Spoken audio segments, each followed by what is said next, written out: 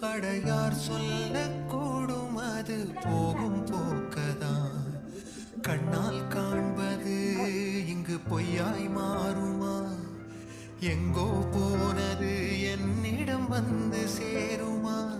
ஒரு தெய்வம் பார்க்க வந்து ஒரு தெய்வம் போச்சு என்று நம் வாழ்க்கை